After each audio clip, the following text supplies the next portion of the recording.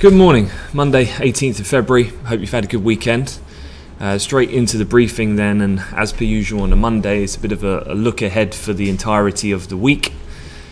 So as you can see to the side of me here, this is the calendar of events that we're looking out for. It's not an exhaustive list, but these are some of the highlights, and we're going to talk through a couple of the key points which may well drive market kind of sentiment and direction for the week ahead.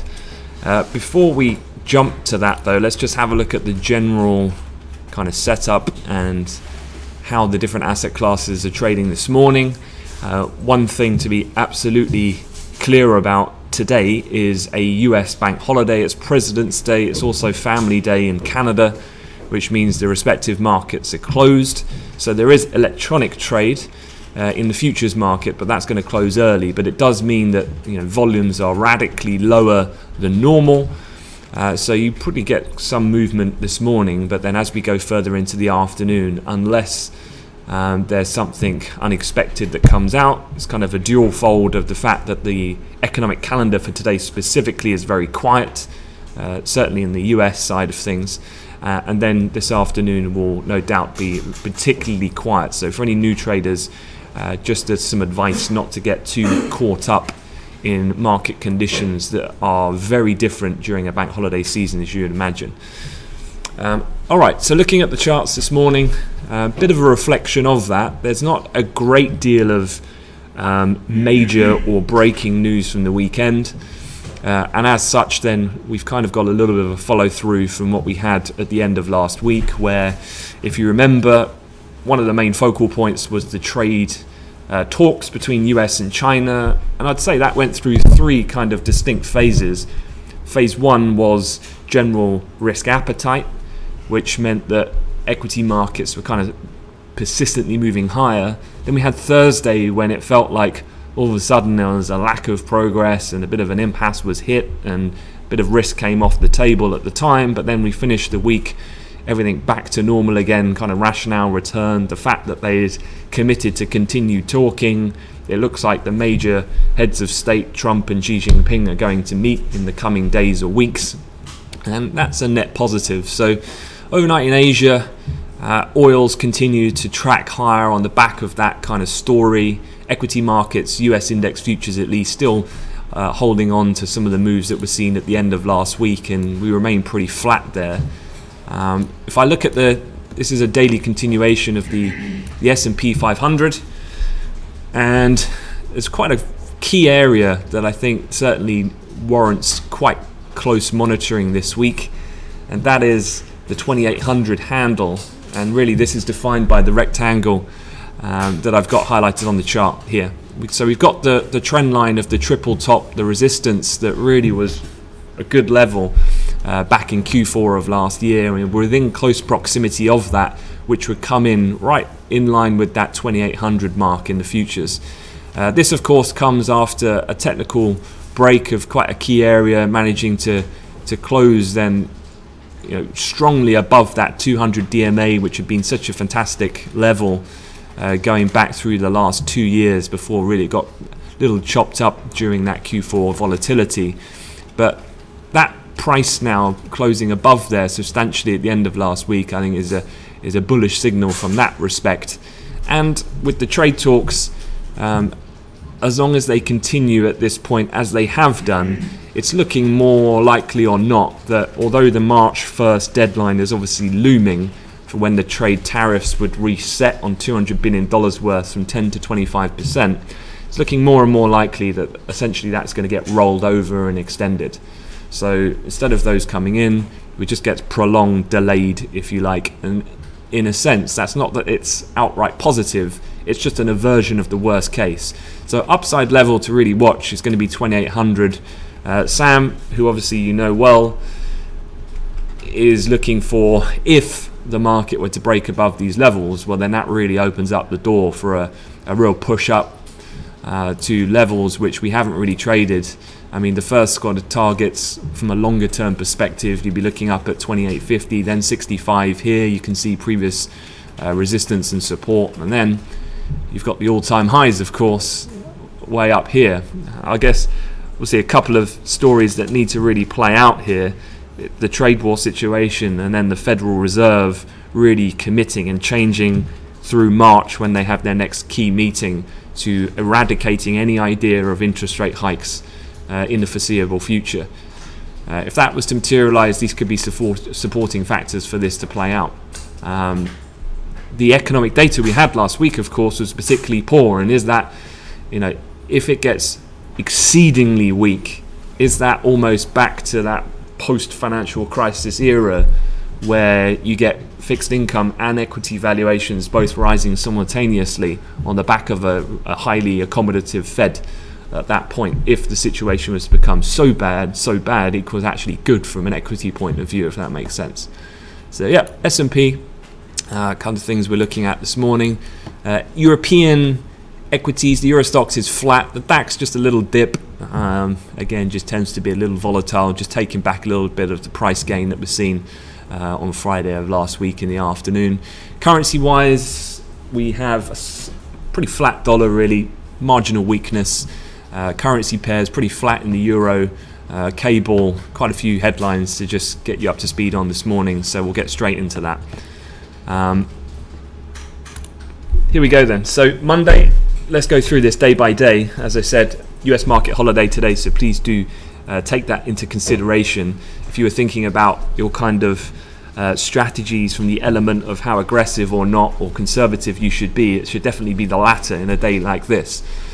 So picking out good solid technical levels, not looking for too much in terms of ambitious targets within your trades would probably be the most prudent approach. The one thing notable though from today is UK Brexit Secretary Stephen Barclay meets with the EU Chief Negotiator Michel Barnier. What I'm going to do is, rather than go through each one line by line, I've got basically an individual Brexit calendar. This is what this has got down to. It's, no longer do I have to do a normal calendar, I have to do a Brexit calendar, because that's got so many events that are happening this week. I think it's a lot more cleaner to look at if you are trading the pound, for example. So I'll skip over that for a second. Let's have a look at a few of the other events. Tuesday, RBA minutes, they will come, so basically tonight if you're in London. That could be interesting, just given the fact that, if you remember, the Aussie was quite volatile. It was the case that nothing to do with interest rates. This is all about Federal Reserve communication, and the idea then that not that they were outright hawkish, they just weren't quite as dovish as maybe some were expecting, and the Aussie appreciated on the back of that. So the balance of their conversations, I think, could be quite interesting if you were trading FX live and then the Aussie overnight. UK data, we get some wage numbers actually coming out on Tuesday. Now, if you remember, we had a softening in the CPI, which I don't think was any real surprise. We obviously had quite a fall in oil prices over the last couple of months, and then you've also got the looming situation with Brexit still unresolved, so demand ebbing away, I think, is not that unsurprising, and inflation falling in a CPI measure back below 2% for the first time in 2 years, what we saw last week. We also had of course the UK retail sales report as well, which, although maybe can be seen as robust in some sense, I think one thing that needs to be taken into consideration is that January is quite a seasonal month, and when December in the UK retail sales was so shockingly bad, a little bit of a bounce back is quite normal. I think February is going to be more telling. Wage data, though, this is one of the more sterling upside surprises, if anything, because if you remember, unemployment in the UK is particularly in a good state of health. Actually, unemployment is very low, and so typically then this leads to more demand for competition over workers, and then an increase in wages, of which we have been seeing materialise. So it'd be interesting to see how that plays out. I think the same message needs to be repeated, though, with UK economic data. Other than causing quite short-term volatility in prices, I wouldn't be looking for some outright quite continuous move throughout the session, because there's obviously a much bigger story at play, and that, of course, is Brexit. So if there is a trade, again, I think it needs to be taken into consideration for the unique period that we're in.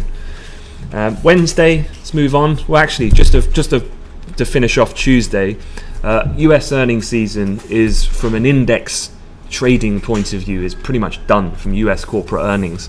There's one though that I think definitely from a US perspective you need to keep an eye on. That is Walmart. Walmart will come out pre-market on Tuesday. One of the world's obviously biggest retailers. They do act, there's a little bit of a bellwether of sorts, and definitely I'd say it's worth being vigilant for their results when they do come out. So that would be Tuesday pre-market. Wednesday, and we can combine Wednesday and Thursday for the same kind of event if you like, and that's central bank minutes. So you've got the FOMC minutes Wednesday night, you've got the ECB minutes coming on Thursday day. Now for the FOMC, obviously we've had quite a severe about turn in Federal Reserve kind of guidance, moving to almost reinstilled confidence into a market that's created this quite phenomenal bounce in equity in oil markets, and that's come from the Fed turning dovish. So the line by line minutes will be interesting to see, just how much have they tilted in that direction. How much do they, and how do they describe the external risks, such as the trade war and Brexit and so on. Now, ECB minutes, similar kind of thing. I guess with that, so far, they've been a little bit reluctant to really follow the Fed's lead so definitively. They've kind of said, well, we'll keep things like long-term refinancing operations on the table, but they're really uncommitted as to as and when they're going to use that. So again, it's going to be monitoring or not how dovish towards neutral are they at this present point. Now, one thing to bear in mind with both the FOMC minutes and the ECB minutes, obviously these are dated events, and one thing we're going to discuss in a second, and I'll show you a separate kind of calendar crib sheet. There's an awful lot amount of Fed speakers this week, and also ECB's Draghi is speaking on Friday. So as much as these events, these minutes releases might cause some short-term fluctuation of prices, actually I think the Fed speak, in addition to the ECB president speaking on Friday, ultimately is going to be more of a telling sign of where exactly they're at right now, given the current conditions since that time has passed when the minutes of the meeting were held from a central bank perspective. Finally on the calendar, if you look at Thursday, that's the most busiest day. Any Bund traders, I know there's a couple of guys in the live room, you do have a whole batch of supply coming out of Spain and France, so do be aware of that. You've also got the Treasury Select Committee inflation report hearing from the QIR, most recently from the Bank of England earlier in the month. That normally not so much of a market moving affair, it's more Carney justification of the decisions that were made, and largely they've been priced into the market, but just so you're aware. A few US pieces, and earnings as well. There's a couple of UK FTSE related earnings littered in the week that I think you need to be aware of. Probably the biggest one from a market capitalization point of view is HSBC. They're coming on Wednesday. It's very much a bank FTSE related week. So you've got HSBC, Lloyds, Barclays reporting on Wednesday, Thursday. You also get people like Centrica, BAE Systems, so a couple of larger names that I think you just need to be aware of if you are trading FTSE, maybe more on a technical perspective. I think just from a risk, keeping your risk low, being aware of these kind of fundamental events could well, safeguard any potential factors that could affect those prices. Finally on Friday, as I said, apart from Draghi, you'll see there's a whole list of Fed speak, and we're gonna get into that in a second. So let's just go through some of the other headlines and look at the state of play of things. So first off, Brexit. Usual headlines across all the major newspapers at the weekend, and this is kind of where we're at the moment. May asks the EU to help save Brexit as ministers revolt over no deal. Pro-EU cabinet minister said to press May to prevent no deal. So if you remember, it was Yvette Cooper that had that amendment originally. It's expected that that amendment will return to the lower house on February 27th, when it's going to be probably unlikely that Theresa May is going to make much progress over the coming period, resulting in then the next course of action. And now you're getting pro-EU cabinet ministers supporting this kind of sentiment as well, the aversion of a no deal to be just taken off the table completely. So I said this last week and I'll say it again, although I think if we get closer to the 29th of March, then a no deal does need to be priced in. I still think the reality of a no deal occurring on March 29th I put as incredibly low. I'd say as low as 5%. I know bigger banks are giving it a little bit larger than that, and I think there's two things to distinguish here that are quite different. Market pricing is one, and I think that number does need to go up, and ultimately the closer we get without taking that away, then that has to weigh on the pound. I still think then that the actual event unfolding in that way is incredibly unlikely, and if it did then, and the market has positioned itself as in sterling weakness up to that point, you're going to get quite a wicked relief rally in the pound if that does materialize. The thing we're looking at here, and this is the kind of timetable for the week. So as I said, you've got you've got the two kind of major Brexit secretaries themselves meeting today. Then you've got the Attorney General Geoffrey Cox, who's delivering a speech specifically on the legal elements of this binding agreement on the backstop. He's quite a key player in this, and I think that speech is going to be worth monitoring tomorrow. Jeremy Corbyn meets Barnier on Thursday, and he's also meeting EU Parliament members as well. So quite interesting seeing Corbyn getting involved, but I think as much as Corbyn technically he's obviously the opposition, so he's not kind of steering the ship, so to speak, but ultimately his party and how they vote is going to be very important for the eventual crossroads that we're going to have to make a decision on in the coming weeks. So could be quite interesting to monitor. I don't think it's going to be a market moving thing just yet, but he is going to Europe as well, and then Theresa May is basically going to be in Brussels meeting Juncker and all the other major heads of European state throughout the entirety of the week. So there's going to be plenty more, I'd say, Brexit headlines. The one thing I would say, my base case view here is that we'll end this week really no further along than where we are at the moment. These meetings, of course, are taking place, and there's lots of conversations behind closed doors and so on. But let's just have a look at the pound here. This is the pound on a daily continuation chart, and I've put in a couple of annotations here so you can see where we were and where we have been and where we are right now. And you can see that post-EU referendum recovery high, that was when we got up to 144. This is when we secured the transition deal. The dollar actually was trading at a 3-year low. You remember Trump was initially really trying to weaken his own currency. And that was when we had inflationary conditions in the UK. So quite a distinct, different economic setup right now. Obviously, growth is slowing, inflation is falling, but wages are high, as I've said previously. The point here is we've got, there's a trend line that we're watching here that comes back through Q4 of last year, and we're not too far from there at the moment. I guess the key area on the upside would be the 130 mark. You can see we defined the recent low back on Valentine's Day, which was when we had that the previous last parliamentary vote. So yeah, I'm kind of looking at that 130 area on the upside.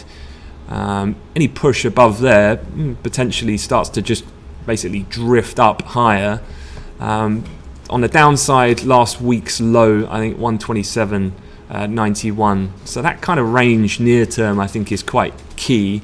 I'm not looking for that explosive move either way, because I really don't think much progress is going to materialize at the end of this week. So I guess don't get caught up, is what I'm saying, in a lot of the headlines and the kind of Brexit euphoria that the press try to push on us.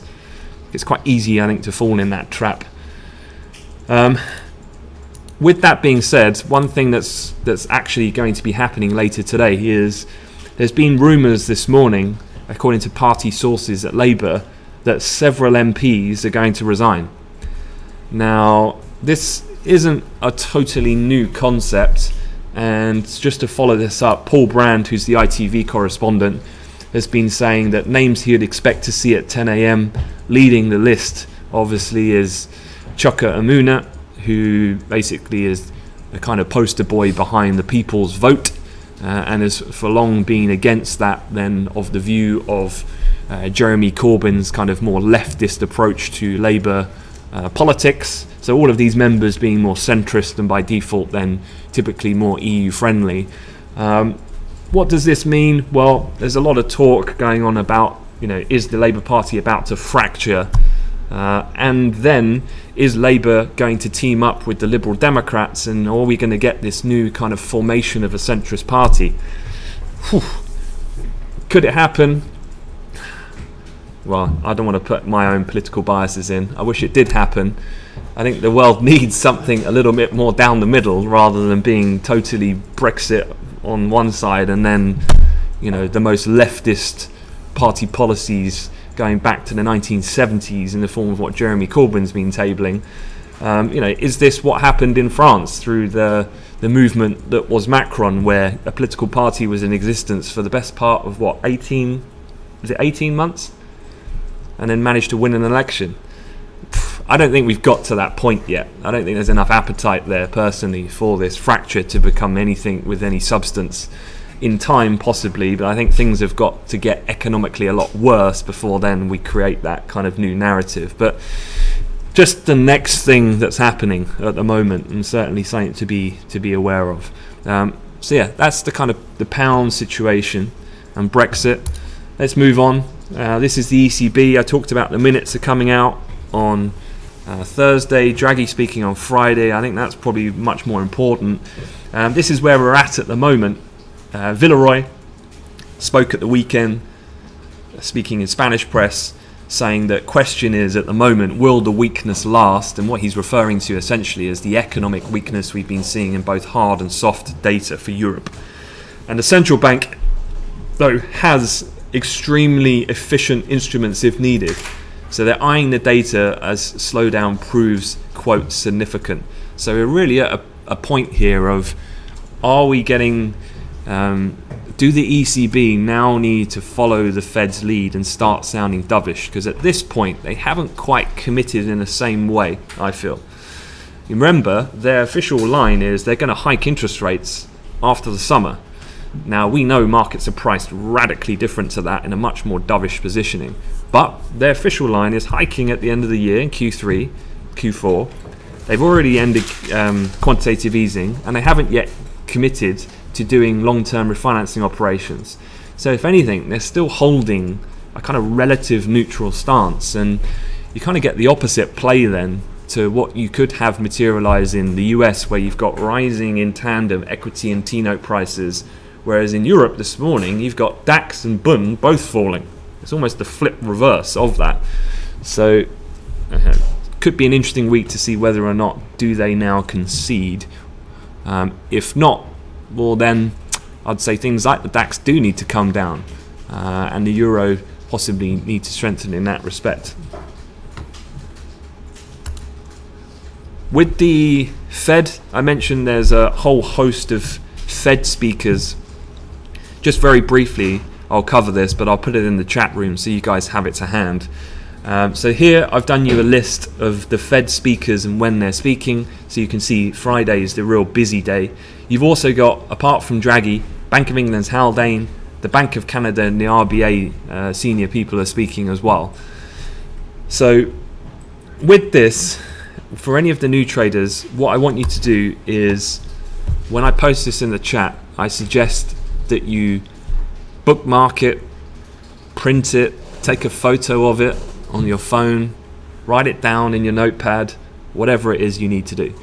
Because, one of the absolute kind of competencies, if you like, of trading intraday is being able to understand when central bankers speak whether or not it's going to A, create an opportunity, or B, change sentiment or direction of an asset based on they've said something really that was the opposite of their monetary policy view.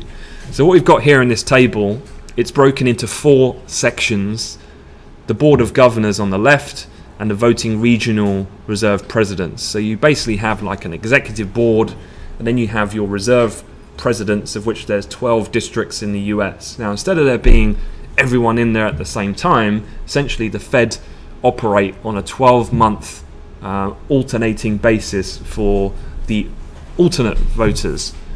which is on the right hand side, and they switch with the non-voters on the bottom right. So point being here is Bloomberg have assigned a scoring system to how hawkish, so it goes up to +2, to how dovish, -2, neutral being 0. And as you can see here, the Board of Governors tend to be fairly centrist with their view, whereas with the regional voting presidents, you can see there's a real swing going all the way from Esther George of Kansas City being the most hawkish, all the way down to James Bullard being the most dovish, and everything in between. So it's a very useful thing, just given the number of speakers. There's absolutely no excuse for not being prepared thoroughly for these types of events, and then being in a better position to know if there's any action that needs to be taken accordingly on the back of what's said. So I'll post that once I've done this briefing. Finally, just on the charts, I was just going to have a quick look at oil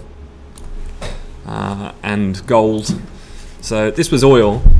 And again, at the beginning of the week, I quite like to just look at things on a slightly longer term perspective rather than getting too drilled down, because it helps, I find, like on a Sunday night to review the news, look at the calendar for the week ahead, and then just step back onto like a daily chart and look at the bigger picture. What could be the kind of framework for the price activity throughout this week, and where are the key levels which could then be the ones that you really need to focus on, that could be a substantial point of resistance, or if broken, a real elevation in prices, as is in this case, now that we're moving above some quite key levels. And one is, we got the 38.2% fib retracement of the recovery to the multi-year high that we printed right at the beginning of October, down to the low, which was around Christmas time, which was when that the global equity markets were also selling off. The kind of fear about policy tightening, escalating trade war was taking hold. Since then, obviously, since this point, we've had a couple of really key events that have happened.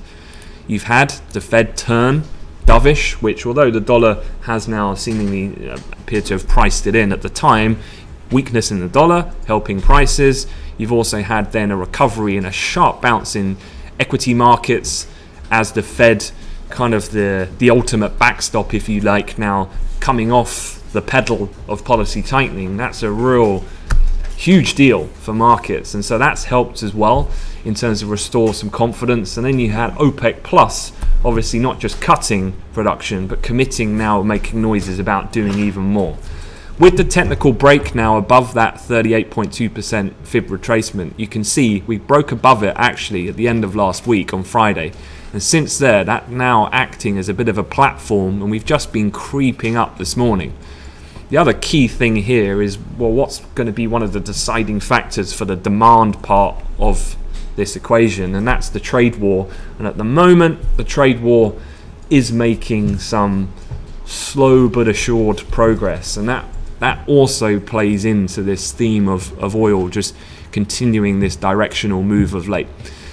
So I'd say really that level where the fib is, which is around 55, kind of 60 in the futures, quite a key level of support going through. You've kind of got this rising trend line from that low and the retest that we had in the mid-Feb as well to keep an eye on should we come back down lower at any point. Now above here you can see there's a little bit of clear air really until we get up to around the $58 handle, which, as you can see with the rectangle here, brings us back into the beginning, the Feb initial low before the move higher that occurred in 2018 and late 2017 resistance. So be keeping an eye on there on the weekly. Any move above there, then looking at the 50% retracement with the $60 handle, that's probably getting a little bit more on the punchy side to get up there without some kind of meaningful development on the trade side, or maybe a supply shock of some sort. So I'd say probably 58 may be a good target for directionally. I still favour the bias for the upside. Gold, finally, just to wrap things up, put that on a daily continuation as well. This was a trend line I think Sam was looking at last week in the strategy, and it's still something which is in play this morning. And really here, that top rectangle, you're in very close proximity from the intraday high today at 13.23. That's only about just under $2 away from the year-to-date high for gold. Now, obviously gold had the biggest move when the Fed turned dovish and the dollar saw some quite aggressive weakness at the time. But this area here is, in any pullback, I think quite significant. You've kind of got a few factors here. You've got quite a clear area of resistance that we had right at the beginning of the year. The eventual break, you can see a lot of people watching that level, because then prices really accelerated to the upside. And then that same level acting as support with the trend line and the $1,300 level, I think is quite a good spot here. So the way this price is shaping up, if it continues to narrow as time goes through the coming week, you would say, well, something's got to give here. Either the price has got to snap higher and we've got to push beyond 1325, or we break the trend line and we have a bit of a move back down, and a target there at the time would probably be towards the $1,300 level then for the next key level of support. Okay, that's it. Gonna leave it at that. Sam is here, otherwise engaged at the moment, but he's available in the chat room if you need any other advice on the technical side. But hopefully that gives you a bit of an overview for the week ahead. Final words, remember today is a US market holiday, so do take that as quite a key variable to your decision making for any potential trades that you're putting on today. And then all those other crib sheets of dates, I'll put them in the chat room now, or you can access them on my Twitter account. Okay guys, have a good day and a good week ahead. Thanks very much.